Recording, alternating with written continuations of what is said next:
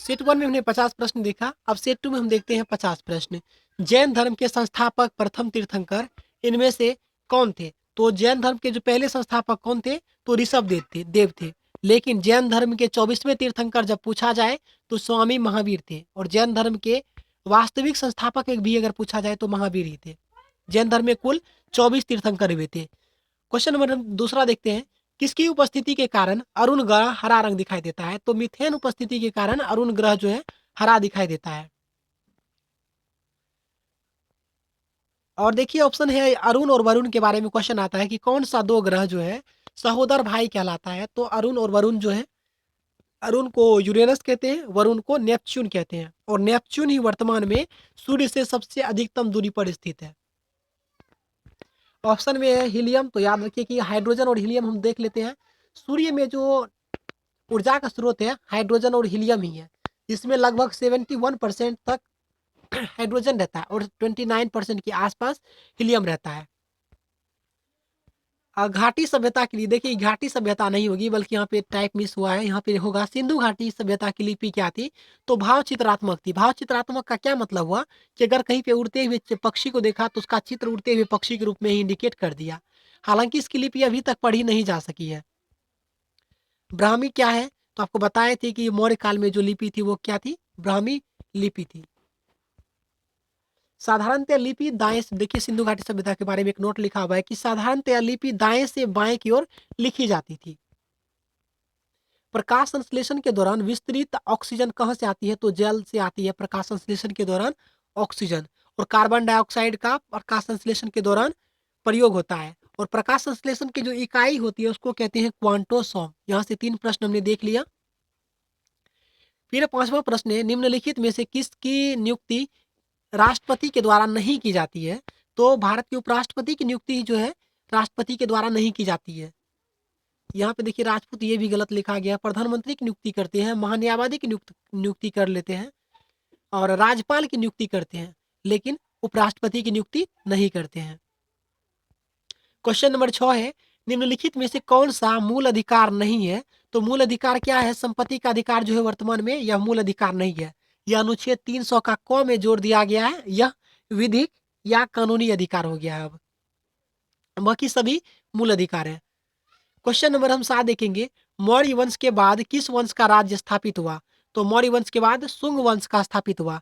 और अगर क्वेश्चन पूछा जाए कि सबसे प्राचीन वंश कौन सा है तो हर्यक वंश होगा, लेकिन विधिवत रूप से मौर्य वंश को माना गया है। तो इसका ट्रिक आप याद कीजिएगा, हसीन मासुका साथ है।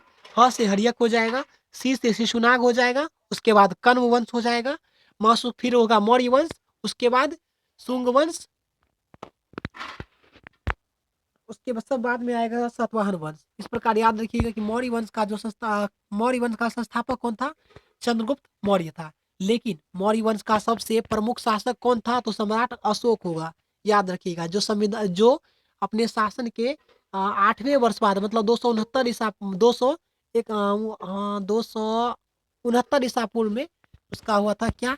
राज्यारोहण हुआ था। लेकिन उसके 8 वर्ष बाद 261 ईसा पूर्व में कलिंग का युद्ध हुआ था।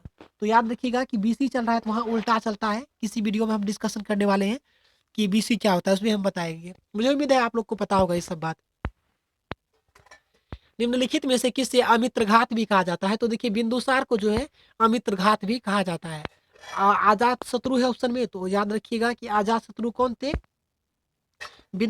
ये हर्यक वंश के शासक थे आजाद शत्रु। बिंदुसार किस वंश के हैं? मौर्य वंश के हैं। अशोक भी मौर्य वंश के हैं। और बृहद्रथ जो है ये भी मौर्य वंश के हैं। और मौर्य वंश का सबसे अंतिम शासक कौन था? बृहद्रथ। इसी को पराजित करके 185 या 184 बीसी में पुष्यमित्र शुंग ने शुंग वंश की स्थापना की थी। क्वेश्चन नंबर 9 देखते हैं। लोहे पर जंग लगना किसका उदाहरण है? लोहे पे जो जंग लगता है किसका होगा उदाहरण है? ये रासायनिक परिवर्तन है। अगर क्वेश्चन पूछता है पानी जो बर्फ में अगर चेंज हो जाता है वह किसका परिवर्तन है?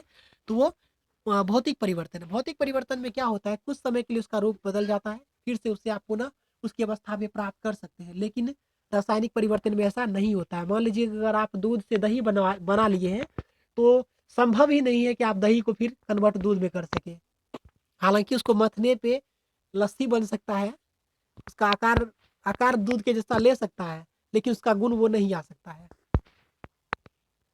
क्वेश्चन नंबर 10 देखते हैं। मंत्री परिषद के आकार और सदस्यता के बारे में निर्णय कौन लेता है? तो प्रधानमंत्री होता है। तो मंत्री परिषद के बारे में देखिए ये है, प्रधानमंत्री इसके बारे में निर्णय लेते हैं और मंत्रियों में जो प्रधान होता है उसी को प्रधानमंत्री कहते हैं। लोकसभा और राज्यसभा के बारे में है तो देखिए यहाँ से हम 3 प्रश्न देखेंगे, बहुत ही एक्सपेक्टेड सब क्वेश्चन। अनुच्छेद 79 मतलब 79 के तहत बताया गया है लोकसभा के बारे में, मतलब सॉरी संसद के बारे में। संसद का वर्णन है अनुच्छेद 79 में। इसी में अब देखिए 71 हुआ, 80 में बताया गया है लोकसभा के बारे में। राज्यसभा के बारे में, राज्यसभा और लोकसभा होता है, पहले होता है राज्यसभा, अनुच्छेद 80 में राज्यसभा, 81 में लोकसभा का वर्णन है। अब हम नेक्स्ट क्वेश्चन देखते हैं कि निम्नलिखित में से कौन सा रोग ट्रिपल एंटीजन द्वारा प्रतिरक्षित नहीं है? तो नहीं है तो देखिए टाइफाइड है, तो हम केवल ऑप्शन नहीं देखेंगे बल्कि इसको हम कॉन्सेप्ट के जरिए इसको सीखेंगे। तो कौन सा ट्रिपल एंटीजन है ना, तो इसके लिए डीपीटी का टीका लगाया जाता है। डीपीटी का टीका लगाया जाता है ट्रिपल एंटीजन के लिए। डी का मतलब हुआ डिप्थीरिया, पी का मतलब हुआ पर्टूसिस, टी का मतलब टिटनेस। डी से डिप्थीरिया छाटिए, डिप्थीरिया कहाँ है? इसका मतलब ट्रिपल, ये जो ट्रिपल एंटीजन होता है इससे डिप्थीरिया का प्रतिरक्षण होता है। पी पर्टूसिस, पर्टूसिस को ही काली खांसी कहते हैं, तो काली खांसी भी सही हो जाएगा। टी फॉर टिटनेस होगा तो टिटनेस भी सही है। टाइफाइड क्या है? तो टाइफाइड नहीं है। तो टाइफाइड जो किसके कारण होता है? तो बैक्टीरिया के कारण ये टाइफाइड होता है, मतलब दूषित जल पीने के कारण होता है। और टाइफाइड प्रभावित करता है आंत को। तो मुझे उम्मीद है प्रश्न आपको बहुत अच्छा लगा हो। क्वेश्चन नंबर हम 12 देख लेते हैं। निम्नलिखित में से कौन सी जल संधि एशिया को उत्तरी अमेरिका से अलग करती है? तो ये जो है बेरिंग जल संधि एशिया को उत्तरी अमेरिका से अलग करती है। ये देखिए जिब्राल्टर है, तो जिब्राल्टर भी बहुत कई बार एग्जाम में पूछा गया है। तो जिब्राल्टर जल संधि जो है स्पेन और मोरक्को के बीच में है। जिब्राल्टर जल संधि जो है स्पेन और मोरक्को के बीच में है। और जिब्राल्टर जो है स्पेन का एक बंदरगाह भी है। क्वेश्चन नंबर 13 देखते हैं। विश्व की सर्वाधिक जनसंख्या किस महाद्वीप पर है? तो याद रखिए कि एशिया पर विश्व की सबसे अधिक जनसंख्या है। क्वेश्चन नंबर 14 देखते हैं। पेप्सिन जो है डैश से स्रावित होता है। पेप्सिन कहाँ से निकलता है? अमाशय से। पेप्सिन क्या है? एक प्रकार का एंजाइम है। निम्नलिखित शब्दों में कौन सा शब्द तद्भव है? देखिए तत्सम तद्भव तो खैर आपको रटना ही पड़ेगा। हम बहुत से बहुत एक प्रयास कर सकते हैं। कल तक मैं प्रयास करूंगा कि आपको समास का एक वीडियो देने का, जो हिंदी से संबंधित है। आपको 1 या 2 प्रश्न आपको एग्जाम में देखने को मिलेंगे। संभवतः आपको उस वीडियो से हेल्प मिल जाएंगे। तो देखिए तत्सम क्या होता है कि संस्कृत के वे शब्द होते हैं जिसका प्रयोग लगभग आज भी हम उसी रूप में कर लेते हैं। जैसे कहते हैं गृह, गृह हुआ, आश्चर्य हुआ, ये सब हम संस्कृत के शब्द है जिसे लेकिन आज भी प्रयोग करते हैं। तो धूम्र क्या है? तत्सम शब्द है। धूम्र से क्या बना होगा? धुआं बना होगा। हाथ, ये सब जो है नहीं है तत्सम। क्वेश्चन है अपना उल्लू सीधा करना, मुझे लगता है आपको पता होगा। तो अपना काम निकालना क्या होता है? देखिए यहाँ है अपना उल्लू सीधा करना, इसका मतलब क्या हुआ? अपना काम निकालना। क्वेश्चन है उसने कहा कि मैं कल तुम्हारे घर जाऊंगा, यह किस प्रकार का वाक्य है? इसमें देखिए 2 वाक्य है, ये विषय मिश्र वाक्य कहते हैं। उसने क्या कहा? उसने पहले तो यहाँ पे एक सेंटेंस दिख रहा है उसने कहा, ठीक है। उसने क्या कहा?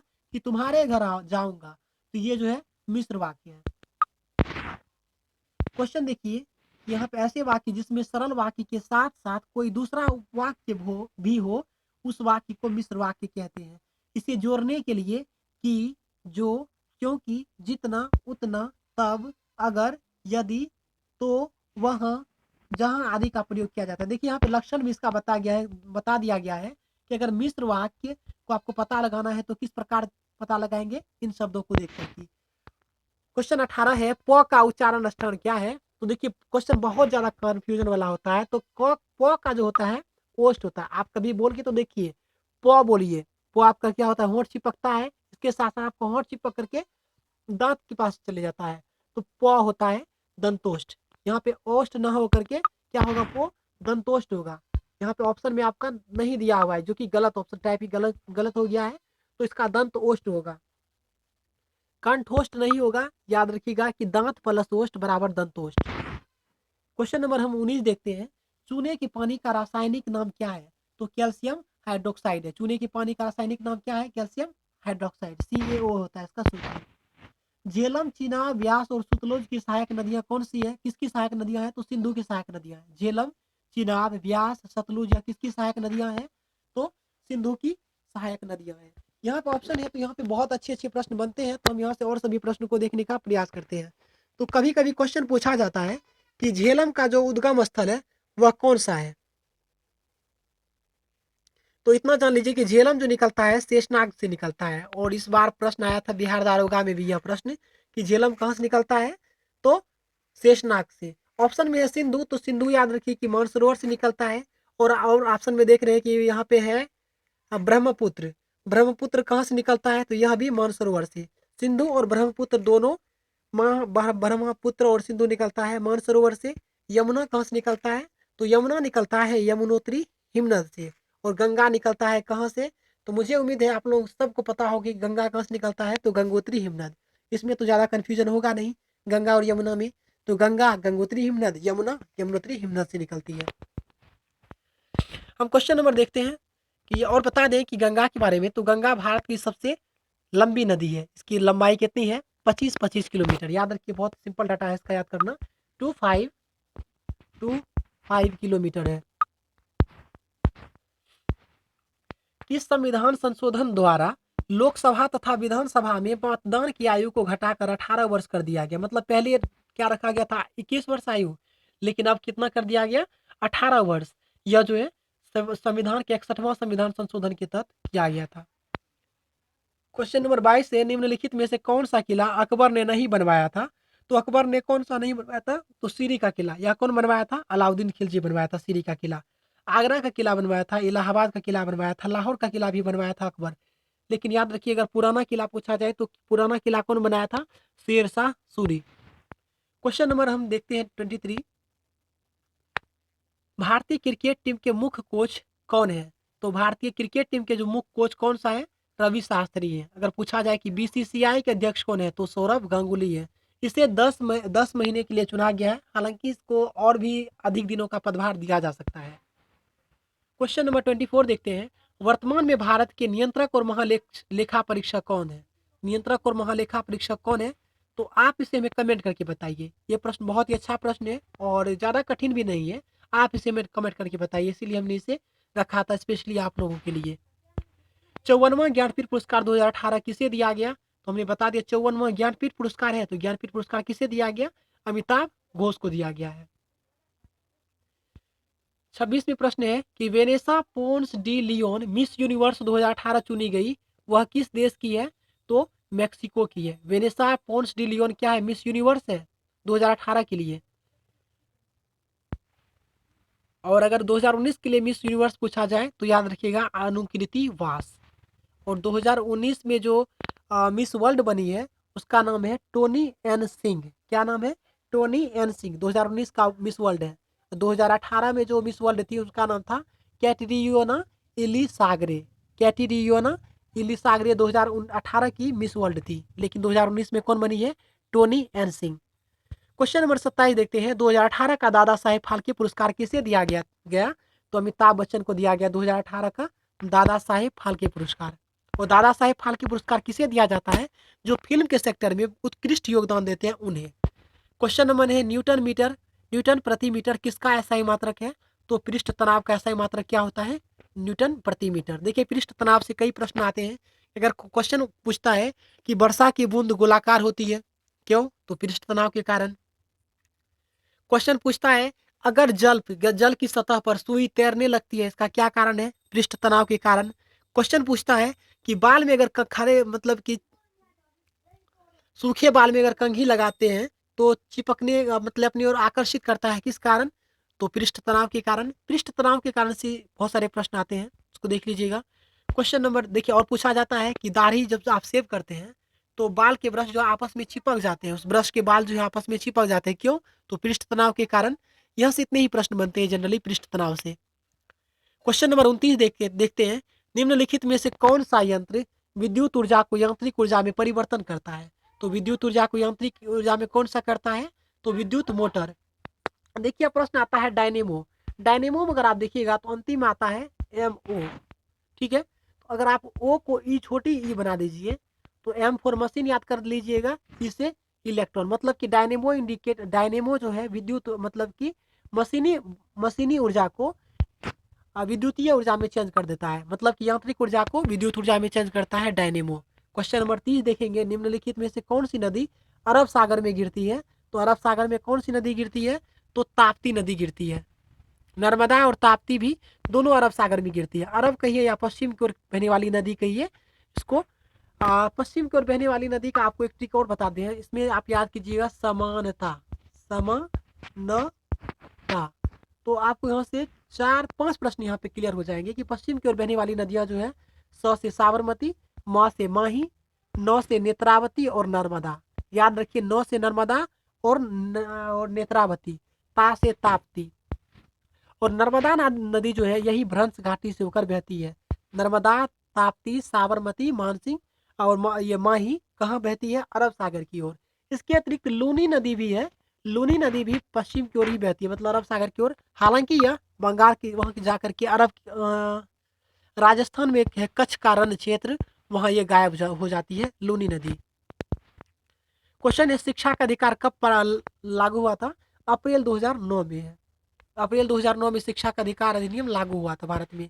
उत्तक जो पौधे में जल परिवहन में मदद करती है, हमको सबको पता होगा। तो ये कौन होता है? जल, जो का कॉम्बिनेशन है। जल पूछा जाए तो जाइलम, अगर अगर भोजन के बारे में पूछा जाए जिससे भोज्य पदार्थ अधिक मतलब परिवहन होता है तो फ्लोएम होगा। क्वेश्चन नंबर देखते हैं 33, जल भारतीय थल सेना दिवस कब मनाया जाता है? तो थल सेना कब मनाया जाता है?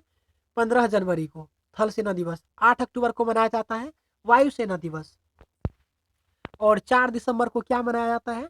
जल सेना दिवस। क्वेश्चन देखते हैं 34 प्रश्न है कि भारत और चीन के बीच कौन सी अंतरराष्ट्रीय रेखा है? तो भारत और चीन के बीच कौन सी है? मैकमोहन रेखा है। क्वेश्चन नंबर 1 ए भी देख लेंगे, ऑप्शन में क्या है कि रेड क्लिफ रेखा भारत और पाकिस्तान के बीच है। मैकमोहन रेखा भारत और चीन के बीच है। मैगिनोट है जर्मनी और फ्रांस के बीच। याद रखिएगा कि मैगिनोट पूछ रहा है तो जर्मनी और फ्रांस के बीच है।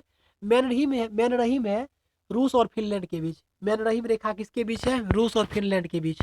क्वेश्चन नंबर 35 देखते हैं, कंचनजंगा राष्ट्रीय पार्क कहाँ है? तो कंचनजंगा राष्ट्रीय पार्क कहाँ है? तो सिक्किम में है। भारत में पुर्तगालियों का पहला गवर्नर कौन था? तो ये देखिए फ्रांसिस डी अल्मीडा था। फ्रांसिस डी अल्मीडा जो है भारत में पुर्तगालियों का पहला गवर्नर था। और पुर्तगाल और गोवा पर इन्हीं लोग का आक्रमण मतलब कब्जा था। 1961 में भारत संघ में गोवा को मिला लिया गया। क्वेश्चन नंबर देखते हैं 37 है, सुपरसोनिक विमान किस सतह को हानि पहुंचाती है? तो यह जो है ओजोन मंडल को हानि पहुंचाती है। सुपरसोनिक विमान जो है ओजोन मंडल को हानि पहुंचाती है। आपको पता होगा हमारे शरीर के हमारे पृथ्वी के ऊपर का जो सबसे पहला हिस्सा होता है यह होता है ट्रोपोस्फियर या क्षोभ मंडल कहिए। उसके बाद होता है स्ट्रेटोस्फियर या समताप मंडल। उसके बाद का मंडल होता है मेसोस्फियर या मध्य मंडल। और बाद में आता है आयनोस्फियर या आयन मंडल। और सबसे ऊपर होता है एक्सोस्फियर या बहिर्मंडल। तो इतना क्वेश्चन को आप ध्यान में रख लेंगे कि हमारे शरीर की, हमारे पृथ्वी की सबसे ऊपरी या बाहरी पूछा जाए, सबसे ऊपर पूछा जाए तो एक्सोस्फियर या बहिर्मंडल, सबसे नजदीकी पूछा जाए तो क्षोभ मंडल। हमारा वायुमंडल सबसे अधिक घनत्व कहाँ पे रहता है? तो याद रखिएगा कि क्षोभ मंडल में होता है। समस्त मौसमी घटना कहाँ होती है? तो क्षोभ मंडल में होता है। प्रश्न आता है कि परिवर्तन मंडल किसे कहा जाता है? तो क्षोभ मंडल को ही परिवर्तन मंडल कहते हैं। तो यहाँ से जनरली इतने ही प्रश्न बन के रह जाते हैं। और हम देख लेते हैं बाह्य मंडल से तो कुछ नहीं प्रश्न आता। हाँ, ओजोन मंडल देखिए, समताप मंडल में ही ओजोन पाया जाता है। और रेडियो तरंगे जो वापस आती है वह आयन मंडल से वापस आती है। क्वेश्चन नंबर 38 देखेंगे कि सभी अम्ल का साझा तत्व क्या है? हाइड्रोजन है। सबको पता होगा कि वायुमंडल में सबसे अधिक कौन सा गैस पाया जाता है? तो नाइट्रोजन है। हम इसे देख लेंगे। ऑक्सीजन कितना है? लगभग 20.99% है। 20.99% है ऑक्सीजन। कार्बन डाइऑक्साइड की अगर बात करें तो कार्बन डाइऑक्साइड होता है 0.03% कार्बन डाइऑक्साइड। क्वेश्चन नंबर हम 39 देखेंगे, भारत की सबसे तीव्र गति से चलने वाली रेलगाड़ी कौन सी है? तो वंदे भारत एक्सप्रेस। पहले इसका नाम क्या था? ट्रेन 18 इसका पहले नाम था, लेकिन वर्तमान में इसका नाम क्या कर दिया गया है? वंदे भारत एक्सप्रेस, जो भारत की सबसे तेज गति से चलने वाली रेलगाड़ी है। क्वेश्चन पूछा जाता है जा सकता है, जाता तो नहीं है क्योंकि रिसेंटली का क्वेश्चन है कि देश का पहला प्राइवेट ट्रेन कौन सा है, तो तेजस एक्सप्रेस, याद रखिएगा। देश का पहला प्राइवेट ट्रेन कौन सा है, तो तेजस एक्सप्रेस। यह जो है पीपीपी मॉडल पर है। देखिए क्वेश्चन पूछा जा सकता है, करंट अफेयर्स का है, पीपीपी मॉडल पर, मतलब ट्रिपल पी मॉडल पर आधारित है यह ट्रेन। ट्रिपल पी का मतलब हुआ public, partnership, private public partnership, इस प्रकार से इसका कुछ बनता है। सिंधु घाटी के निम्नलिखित स्थलों में से किस स्थल से डॉकयार्ड होने का प्रमाण मिला है। डॉकयार्ड का मतलब हुआ कि गोदीवारा। गोदीवारा का प्रमाण कहाँ से मिला है, तो लोथल से मिला होगा। हड़प्पा, देखिए हड़प्पा के बारे में कुछ प्रश्न यहाँ हम देखेंगे। हड़प्पा किस नदी के किनारे है, तो रावी नदी के किनारे है। हड़प्पा की खोज कब हुई थी, 1921 में। कौन, दयाराम शाह ने किया था। उसके बाद मोहनजोदड़ो, मोहनजोदड़ो का खोज कब हुआ था, 1922 में हुआ था, राखालदास बनर्जी किए थे, 1922 में हुआ। मोहनजोदड़ो सिंधु नदी के किनारे है, हड़प्पा रावी नदी के किनारे है, लोथल किसके किनारे है, यह आप हमें कमेंट करके बताइएगा। क्वेश्चन नंबर 41 देखते हैं, बहुत अच्छा प्रश्न है। 2011 की जनगणना के अनुसार किस राज्य का जनसंख्या सबसे कम है, तो सिक्किम का जनसंख्या जो है सबसे कम है 2011 की जनसंख्या जनगणना के अनुसार। पंचायत चुनाव के लिए योग्य व्यक्ति के लिए न्यूनतम उम्र कितनी होनी चाहिए, तो 21 वर्ष या उससे अधिक, 21 वर्ष से कम का नहीं होना चाहिए। 18 वर्ष ऑप्शन में है, तो याद रखिए कि 18 वर्ष अगर आपका हो जाता है तो आप चुनाव, मतलब आप वोट दे सकते हैं। अगर आपका 21 वर्ष उम्र होता है तो आप पंचायती राज में वोट दे सकते हैं, सॉरी, पंचायती चुनाव लड़ सकते हैं। अगर आप मुखिया बनना चाहते हैं, सरपंच बनना चाहते हैं, वार्ड सदस्य बनना चाहते हैं, कुछ इस प्रकार के, तो आप 21 वर्ष आपकी उम्र होनी ही चाहिए। अगर आप लोकसभा के सदस्य बनना चाहते हैं तो आपकी उम्र एटलीस्ट 25 वर्ष होनी चाहिए। अगर आप राष्ट्रपति, मतलब राज्यसभा का पद सदस्य बनना चाहते हैं तो आपकी उम्र 30 वर्ष होनी चाहिए। यह है 43 नंबर का प्रश्न है कि भारत की संविधान सभा की संघीय शक्ति के समिति कौन थे, तो जवाहरलाल नेहरू। याद रखिएगा कि भारतीय संविधान का संघीय समिति पूछा गया तो जवाहरलाल नेहरू, लेकिन प्रांतीय समिति जब पूछा जाएगा तो सरदार वल्लभ भाई पटेल। ऑप्शन में जेबी कृपलानी भी है, तो याद रखिए यहाँ से दो प्रश्न बहुत इंपॉर्टेंट बनता है। देखिए जेबी कृपलानी से दो प्रश्न आता है कि जिस समय भारत स्वतंत्र हुआ था उस समय कांग्रेस के अध्यक्ष कौन थे, तो जेबी कृपलानी थे। देखिए यहाँ पे कितना को पता अभी तक नहीं होगा कि जेबी कृपलानी जो है पुरुष हैं। कितना को लग रहा है कि महिला है, ऐसा नहीं है। जेबी कृपलानी आचार्य थे, ये पुरुष हैं, ठीक है। और इसी की पत्नी थी सुचिता कृपलानी, जो कि भारत की पहली मुख्यमंत्री, अर्थात कि उत्तर प्रदेश की पहली मुख्यमंत्री, या भारत के संदर्भ में पूछा जाए कि पहली महिला मुख्यमंत्री कौन, तो सुचिता कृपलानी, जो इन्हीं की पत्नी थी। डॉक्टर राजेंद्र प्रसाद के बारे में क्वेश्चन बता दें कि डॉक्टर राजेंद्र प्रसाद कौन थे, तो जब भारतीय संविधान का सभा का जब गठन हुआ था 9 दिसंबर 1946 को, तो उस समय अध्यक्ष थे डॉक्टर सच्चिदानंद सिन्हा। लेकिन 2 दिन के बाद यानी 11 दिसंबर 1946 को अध्यक्ष कौन बनाए गए थे, मतलब कि अस्थायी अध्यक्ष बनाए गए थे डॉक्टर राजेंद्र प्रसाद को, ठीक ना। और डॉक्टर राजेंद्र प्रसाद भारत के लगातार 2 बार राष्ट्रपति रह चुके हैं। तो यहाँ से यही बन जाता है कि भारत के पहले राष्ट्रपति कौन थे, तो याद रखिएगा डॉक्टर राजेंद्र प्रसाद। भारत के पहले प्रधानमंत्री अगर पूछा जाए तो जवाहरलाल नेहरू।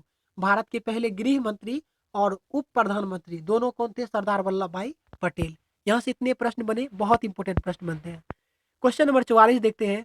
महाराजा राजा सवाई जय सिंह ने देश में खगोलीय वेधशाला स्थापित की थी, तो जयपुर में। कहाँ, तो जयपुर में। हालांकि इन्होंने 3 जगह ऑप्शन देख रहे ऑप्शन 3 जगह होना चाहिए इसका। जयपुर, उज्जैन और एक जगह और था, उन्होंने करवाया था, सॉरी, खगोलीय वेधशाला स्थापित, हाँ ये सही है। जंतर मंतर जिसे कहेंगे आप, वही है। उज्जैन, जयपुर और एक जगह दिल्ली में भी संभवता है, जिसके बारे में मैं भी श्योर नहीं हूँ, लेकिन 3 जगह इन्होंने बनवाया था। क्वेश्चन 45 है, संविधान शब्द सबसे पहले किसके द्वारा गढ़ा गया था, तो सॉरी, संविधान नहीं, यहाँ है पाकिस्तान। पाकिस्तान सबसे पहले कौन गढ़ा था, चौधरी रहमत अली ने। पाकिस्तान शब्द का पहला प्रयोग किसने किया था, या पहला किसने बनाया, तो चौधरी रहमत अली। मोहम्मद अली जिन्ना ऑप्शन में है, तो क्या है, तो इन्हें पाकिस्तान का निर्माता इन्हें ही कहा जाता है कि पाकिस्तान का मांग जो है इन्होंने ही रखा था। इन्होंने कहा था कि हिंदू और मुस्लिम भारत के दो नेत्र हैं। इन्होंने कहा कि द्विराष्ट्र सिद्धांत किसने दिया था, तो मोहम्मद अली जिन्ना ने ही दिया था। और मोहम्मद अली जिन्ना को ही कायदे आजम कहा था। कायदे आजम कहा था महात्मा गांधी ने मोहम्मद अली जिन्ना को। याद रखिए कि कायदे आजम कह रहे हैं हम, शहीद आजम नहीं, शहीद आजम जब पूछा जाए तो भगत सिंह होंगे शहीद आजम। यहाँ कायदे आजम की बात कर रहे हैं तो मोहम्मद अली जिन्ना को कायदे आजम भी कहा गया था। क्वेश्चन नंबर 46 देखते हैं कि बोलो ड्रम किस खेल से संबंधित है। बोलो ड्रम किससे संबंधित है? साइकिलिंग से। और साइकिलिंग का जो खेल मैदान क्या होता है उसको कुछ अच्छा ही नाम दिया गया है। अगर आप लोग को इसको कहते हैं बेलो ड्रम किस खेल से संबंधित है, यही खेल के मैदान को ही बेलो ड्रम कहते हैं। साइकिलिंग जो है उसका खेल के मैदान को बेलो ड्रम कहते हैं। कुश्ती का मैदान को क्या कहा जाता है? तो अखाड़ा कहते हैं। और जूडो का है तो जूडो का याद रखिए कि मैट कहते हैं। जूडो का जिसपे खेलने का प्लेस होता है उसको कहते हैं मैट। राउफ किस राज्य का प्रसिद्ध लोक नृत्य है? तो राउफ जो है जम्मू कश्मीर का लोक नृत्य है। बहुत ही अच्छा प्रश्न आएगा अगर क्वेश्चन यह पूछा जाए कि छऊ, ये देखिए अब यहाँ ऑप्शन बहुत अच्छा अच्छा आएगा। उड़ीसा, देखिए उड़ीसा में छाऊ होता है, सॉरी उड़ीसा में छाऊ होता है। छाऊ ओडिशा। अगर बिहार पूछा जाए तो बिहार में छऊ होता है। यह भी पूछा जाता है, बहुत अच्छा प्रश्न है। बिहार में छऊ, उड़ीसा में छाऊ। कर्नाटक का जो लोक नृत्य है वह है यक्षगान। क्वेश्चन नंबर 48 देखते हैं, विकास का सिद्धांत सबसे पहले किसने दिया था? तो चार्ल्स डार्विन ने दिया था। विकास का सिद्धांत कौन सा दिया था? लेमार्क भी आता है, लेमार्क ऑप्शन में नहीं है तो चार्ल्स डार्विन दे दीजिएगा आप। मतलब योग्यता की उत्तरजीविता का सिद्धांत किसने दिया? तो चार्ल्स डार्विन ने दिया था। आर्किमिडीज ने क्या दिया था? तो आर्किमिडीज ने दिया था law of floating. Law of floating कौन दिया था? आर्किमिडीज ने दिया था। न्यूटन क्या दिया था? गुरुत्वाकर्षण का नियम न्यूटन दिया था। गति का नियम न्यूटन दिया था। यहाँ तक कि सर आइजक न्यूटन को फिजिक्स का जनक भी कहा जाता है। तो यहाँ से क्वेश्चन हम इंपॉर्टेंट सब क्वेश्चन देख लिए। परमार वंश के संस्थापक कौन थे?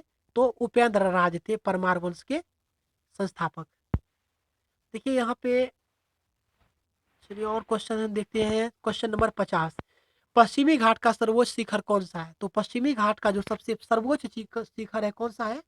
अनाई मोडी है पश्चिमी घाट का सबसे ऊंचा चोटी। अगर पूछा जाता कि नीलगिरी का सबसे ऊंचा चोटी कौन सा है? तो दोदा बेटा है। क्वेश्चन नंबर देखिए 2 सेट हमने कंप्लीट कर लिया है। क्वेश्चन नंबर हम तीसरा सेट देखते हैं। अंतारा किस देश की प्रमुख समाचार एजेंसी है? तो इंडोनेशिया की समाचार एजेंसी का नाम है अंतारा। निम्नलिखित में से कौन सा देश संयुक्त राष्ट्र संघ का स्थायी सदस्य नहीं है? तो देखिए इसको जापान नहीं है, लेकिन इसको देखिए आपको हम बता दें ट्रिक शॉर्ट फॉर्म। अस्थाई जब पूछा जाए कि यूएनओ में कुल मिला के सुरक्षा परिषद में 15 सदस्य हैं। यूएनओ के सुरक्षा परिषद में 15 सदस्य हैं जिसमें 10 अस्थाई प्लस 5 अस्थाई है। तो भारत भी है अस्थाई का सदस्य, लेकिन 5 जो है अस्थाई। उसके लिए हम आपको एक ट्रिक बता रहे हैं।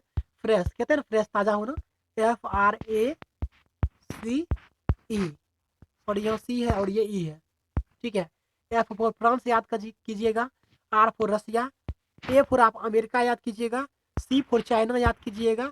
ई फॉर इंग्लैंड याद कीजिएगा। क्योंकि इंग्लैंड नहीं है तो ई फॉर आप क्या याद कीजिएगा? ब्रिटेन। इंग्लैंड और ब्रिटेन दोनों एक ही है। इंग्लैंड हालांकि ब्रिटेन का एक पार्ट है इंग्लैंड, और ब्रिटेन में बहुत मतलब स्कॉटलैंड और वहाँ कुछ 3-4 प्रांत मिल करके ब्रिटेन का निर्माण हुआ है। तो यहाँ से ऐसे आप छांटना प्रारंभ कर देंगे। फ्रेश याद कर लीजिएगा आप, इस पे छांट लीजिएगा। देखिए संयुक्त राष्ट्र संघ के 5 स्थायी सदस्य हैं, जैसे ब्रिटेन, फ्रांस, अमेरिका, रूस और चाइना। निम्नलिखित में से किस स्थान पर अलकनंदा और भागीरथी का संगम होता है? तो देवप्रयाग में अलकनंदा और भागीरथी का संगम होता है, और यहीं से यह क्या बनती है? गंगा बन जाती है। क्वेश्चन नंबर 4 है, शिवालिक की पहाड़ियां किस राज्य में स्थित है? शिवालिक की पहाड़ियां कहाँ है? तो सिक्किम में है ये। क्वेश्चन नंबर 5 देखेंगे, डिवाइन कॉमेडी के लेखक कौन है? तो डिवाइन कॉमेडी है दांते। अगर पूछा जाता कि डिवाइन लाइफ के कौन है? डिवाइन लाइफ और एक लाइफ डिवाइन है। डिवाइन लाइफ है अरविंद घोष, लाइफ डिवाइन है शिवानंद। क्वेश्चन नंबर 6 देखते हैं, निम्नलिखित में से किस राज्य से होकर कर्क रेखा नहीं गुजरता है? तो पहले हमने पाठ में देख लिया है कौन सा होगा। राजस्थान से गुजरता है, छत्तीसगढ़ गुजरेगा, ओडिशा, गुजरात। तो यहाँ पे जो होगा ओडिशा नहीं होगा, क्योंकि आपको ट्रिक बताए थे मित्र पर गमछा झार। क्वेश्चन नंबर 7 देखते हैं, नींबू का खट्टापन किसके कारण होता है? तो नींबू में साइट्रिक अम्ल पाया जाता है। नींबू और संतरा में दोनों में साइट्रिक अम्ल पाया जाता है। एसिटिक अम्ल किस में पाया जाता है? तो सिरका में एसिटिक अम्ल पाया जाता है। हाइड्रोक्लोरिक अम्ल किस में पाया? हाइड्रोक्लोरिक अम्ल यानी कि मानव के हाथ में पाया जाता है हाइड्रोक्लोरिक अम्ल, HCl जिसको कहते हैं। टार्टरिक अम्ल किस में पाया जाता है? इमली में। अब हम जल्दी जल्दी वीडियो को देख लेते हैं, कुछ महत्वपूर्ण प्रश्न को ही डिस्कशन करेंगे अन्यथा नहीं करेंगे। अब महात्मा गांधी जलप्रपात किस नदी पर है? तो सारावती नदी पर है। सारावती नदी कहाँ है? कर्नाटक में। उसको ही कहते हैं जोग या गरसोप्पा जलप्रपात भी इन्हीं को कहा जाता है। भारत की सबसे मीठे पानी की झील कौन सी है? तो ये बुलर झील भारत की सबसे मीठी पानी की झील है। अगर पूछा जाता है कि अगर विश्व का सबसे मीठा पानी का झील कौन होता है, तो सुपेरियर झील होगा। किसके नेतृत्व में अरब ने सिंध पर पहला आक्रमण किया था? तो मोहम्मद गौरी के, सॉरी यहाँ पे गलत है, सिंध पर जो पहला अरब ने किया था ये मोहम्मद बिन कासिम के 712 ईस्वी में, ठीक ना। ये यहाँ पे टाइप गलत हो गया है कि किसके नेतृत्व में अरबों ने सिंध पर पहला अभियान चलाया था? तो मोहम्मद बिन कासिम के नेतृत्व में। जीवन की सबसे छोटी इकाई कौन सी होती है? कोशिका है, हम आपको पहले बता चुके हैं कि जीवन की सबसे छोटी इकाई कोशिका, लेकिन जो कि और केंद्र और तंत्रिका तंत्र की सबसे छोटी इकाई को न्यूरॉन कहते हैं। देखिए केंद्र के यहाँ लाइसोसोम है, लाइसोसोम को हम आत्महत्या की थैली भी कहते हैं। दूरी मापने की सबसे बड़ी इकाई को कौन क्या कहते हैं? प्रकाश पारसेक होता है। क्या होता है? दूरी मापने की सबसे बड़ी इकाई को पारसेक कहते हैं, और एक पारसेक बराबर होता है 3.26 प्रकाश वर्ष। निम्न राशियों में से कौन सी सदिश राशि है? तो कार्य, ऊर्जा, समय, दाब, ताप, चाल, द्रव्यमान, आयतन के अलावा जो होगा वो सदिश राशि होगा। तो कौन सा है? वेग, विस्थापन, संवेग, त्वरण, ये सब क्या है? सदिश राशि है।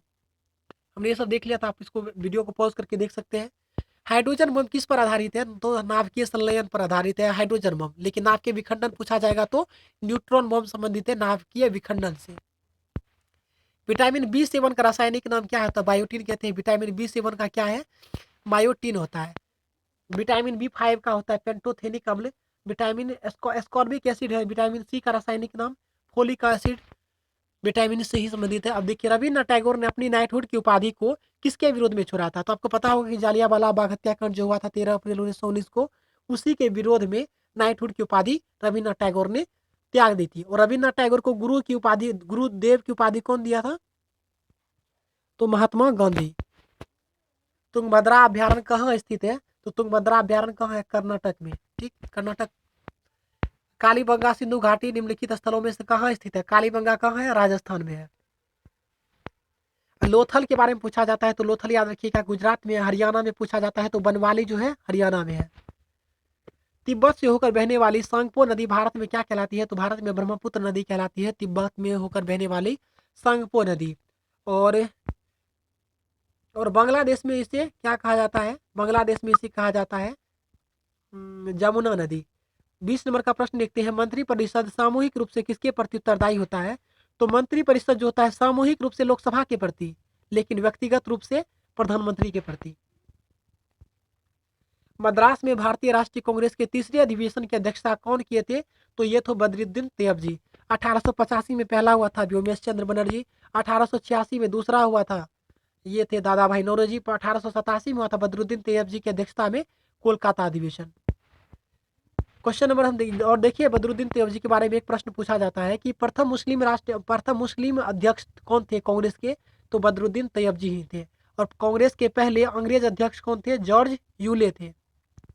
और मौलाना अबुल कलाम आजाद के बारे में प्रश्न आता है कि कांग्रेस के सबसे लंबे अवधि और सबसे कम उम्र तक कौन बने रहे थे प्रधान ये अध्यक्ष? तो मौलाना अबुल कलाम आजाद। और मौलाना अबुल कलाम आजाद ही भारत के प्रथम शिक्षा मंत्री थे। ईदगाह कहानी के रचनाकार कौन है? तो मुझे पता है, सबको पता होगा कि प्रेमचंद ने। मुहावरे आंखों में चर्बी छाना का क्या अर्थ होता है? घमंडी होना।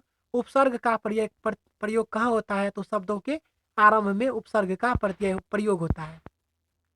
निर्वासित में प्रत्यय कौन सा है? तो ईत प्रत्यय है। निर्वासित में ईत प्रत्यय है। क्वेश्चन नंबर हम 26 देखेंगे, प्रतिकूल में कौन सा उपसर्ग है? तो प्रतिकूल में प्रति होगा इसका उपसर्ग, प्रति प्र नहीं होगा, इसलिए कि प्रति और कुल दोनों अलग अलग भाग में बटिएगा तो प्रति का अपना अर्थ होता है, कुल का भी अपना अर्थ होता है। मतलब उपसर्ग और प्रत्यय में क्या होता है, किसी शब्द का दोनों भाग का अपना अपना अर्थ होना चाहिए। निम्नलिखित में कंठस्थ व्यंजन कौन सा है? तो क वर्ग का देखिए कौन सा है? कंठस्थ के लिए जनरली क वर्ग का जो सदस्य होगा, मतलब क ख ग घ अंग, यह सभी जो है क वर्ग के हैं, तो ये कंठस्थ है। शुद्ध वर्तनी का चयन कीजिए। देखिए शुद्ध वर्तन कौन है? अस्थाई पूछ रहा है तो अस्थाई ये होता है। कितना अभी भी डी नंबर में जो ऑप्शन लिखा हुआ है आप ये मारते हैं कितना अभी भी, लेकिन ये नहीं होकर के अस्थाई ये होता है। ये जो सब कुछ जानता है उसको क्या कहते हैं? सर्वज्ञ कहते हैं। क्वेश्चन है 30, राजीव गांधी खेल रत्न पुरस्कार 2019 किससे मिला है? तो दीपा मलिक और इसमें देखिए दो को मिला है, दीपा मलिक और मीराबाई चानू, ये 2018 में मिला था। और बजरंग पुनिया और दीपा मलिक दोनों को मिला था राजीव गांधी खेल रत्न पुरस्कार 2019। पुस्तक है द कोलिएशन ईयर्स किसके द्वारा लिखा गया है? तो प्रणब मुखर्जी के द्वारा लिखा गया है। पित्त रस का मुख्य कार्य क्या है? पाचन के लिए वसा का पायस बनाना। अंतर्राष्ट्रीय मुद्रा कोष का मुख्यालय कहाँ है? तो वाशिंगटन डीसी में है। इसके अध्यक्ष कौन बने हैं अभी? क्रिस्टालिना जॉर्जिवा इसके अध्यक्ष हैं। अगर विश्व बैंक का पूछा जाए तो विश्व बैंक का अध्यक्ष कौन है? तो डेविड मालपास। इलेक्ट्रॉन वोल्ट किसकी भौतिक राशि है? तो याद रखिएगा कि विद्युत ऊर्जा की जो SI मात्रक है इसे इलेक्ट्रॉन वोल्ट के नाम से भी जाना जाता है। भारतीय संविधान के अनुसार संसद के 2 सत्र के बीच की अधिकतम अवधि कितना नहीं होना चाहिए? 6 माह से अधिक का अवधि नहीं होना चाहिए, मतलब अंतराल जो है 6 माह से अधिक का नहीं होना चाहिए। ब्रिटिश भारत ने किस नेता को भारतीय क्रांति का बापू कहा था? तो बाल गंगाधर तिलक को ब्रिटिश भारत ने क्रांतिकारी बापू कहा था। और इंडियन अनरेस्ट वैलेंटाइन चिरोल ने इसे ही कहा था, भारतीय अशांति का जनक बाल गंगाधर तिलक को ही कहा गया। पौधे में वृद्धि मापने के लिए कौन सा यंत्र प्रयोग किया जाता है? तो याद रखिएगा क्रेस्कोग्राफ। क्रेस्कोग्राफ का खोज कौन किया था? अपने भारतीय वैज्ञानिक थे ज्योतिष चंद्र बसु। लोहा निष्कासित किससे होता है? तो लोहा का अयस्क क्या है? मैग्नेटाइट है। लोहा का अयस्क हेमेटाइट भी है। ये तो हेमेटाइट जो है लोहा का अयस्क है, इसी से लोहा का निष्कासन होता है। पूर्व प्रधानमंत्री अटल बिहारी वाजपेयी का समाधि स्थल कौन सा है? तो सदैव अटल है। इससे पहले हमने देख लिया ये प्रश्न। किस अनुच्छेद के अनुसार 14 वर्ष से कम आयु के बच्चे को कारखाने और खानों के अन्य जोखिम कार्य मतलब कि जोखिम भरा कार्य नहीं करवाया जा सकता है? किस अनुच्छेद के तहत? अनुच्छेद 24 के तहत। लेकिन बालक के शोषण से संबंधित अनुच्छेद पूछा जाए तो अनुच्छेद 23 में। शोषण का विरुद्ध अनुच्छेद कौन सा है? 23 और 24 दोनों है, लेकिन जब कारखाना लग जाए या जोखिम भरा काम लग जाए तो अनुच्छेद 24 आप मारिएगा। क्वेश्चन नंबर 41 देखते हैं। थल सेना का उत्तरी कमान का मुख्यालय कहाँ है? तो थल सेना का जो उत्तरी कमान है उसका मुख्यालय कहाँ है? उधमपुर है। कैल्शियम लवण H2O, ये देखिए क्या कह रहा है कि दूध क्या है? दूध क्या है? एक कोलाइडी विलियन है। ऑप्शन नंबर बी है, ये पायस कोलाइडी तंत्र है दूध। राज्य में पुलिस बल का मुखिया कौन होता है? तो पुलिस महानिदेशक होंगे। और बिहार में कौन है? गुप्तेश्वर पांडे। सिकंदर के आक्रमण के समय उत्तर भारत में किस राजवंश की एक का शासन था? तो नंद वंश का शासन था। सिकंदर के आक्रमण के समय उत्तर भारत में कौन सा वंश का शासन था? नंद वंश का शासन था। उस समय उसके शासक कौन थे? महापद्म। इसके नंद वंश के संस्थापक थे महापद्म, लेकिन अंतिम शासक कौन थे? घनानंद। 2011 की जनगणना के अनुसार निम्नलिखित राज्यों में से किस राज्य का लिंगानुपात सबसे कम है? तो हरियाणा का सबसे लिंगानुपात कम है। और सबसे अधिक किसका है? तो केरल का है। निम्नलिखित में से कौन सा खिलाड़ी कुश्ती से संबंधित है? विनेश फोगाट का संबंध है, बजरंग पुनिया भी है, साक्षी मलिक है। इस प्रकार आप दे देंगे सभी सही है। विनेश फोगाट है, बजरंग पुनिया है, गीता फोगाट है, बबीता फोगाट है, साक्षी मलिक है। इन सबका संबंध है कुश्ती से। विश्व की सबसे बड़ी मैंगनीज उत्पादक देश कौन सा है? तो याद रखिएगा मैंगनीज में सबसे अधिक कौन सा है? ब्राजील। अगर भारत के संदर्भ में पूछा जाए तो कर्नाटक को आप क्लिक कीजिएगा। फेमिना मिस इंडिया 2019 किसे चुना गया? तो ये है सुमन राव। फेमिना मिस इंडिया 2019 किसे चुना गया है? सुमन राव को। ब्लैक फॉरेस्ट जर्मनी, ये कहाँ है? जर्मनी में स्थित है, हमने बता दिया आंसर ही। और हमारा जो नीलगिरी पर्वत है यह भी एक प्रकार का भ्रसोत पर्वत का ही उदाहरण है। बैडमिंटन खिलाड़ी PV सिंधु का जन्म कहाँ हुआ था? तो हैदराबाद में है। और हैदराबाद के बारे में अगर नाम पूछा जाए तो हैदराबाद पहले क्या कहलाता था? तो भाग्यनगर कहलाता था हैदराबाद का प्राचीन नाम। तो ये हमने कुल मिलाकर के 150 प्रश्न आज की इस वीडियो में देख लिया। हम कल और एक वीडियो देने वाले हैं जिसमें कल हम पक्का 200 प्रश्न देंगे, जिसमें हम करंट अफेयर्स को भी इंक्लूड अलग से करेंगे। इसमें हमने तो देख ही लिया है। उम्मीद है कि आपके लिए काफ़ी हेल्पफुल रहने वाला है। चैनल को सब्सक्राइब करके बेल के आइकन को प्रेस कर दीजिए इसी प्रकार की वीडियो को देखने के लिए। तो चलिए मिलते हैं हम आपको अगले वीडियो के साथ। तब तक के लिए धन्यवाद।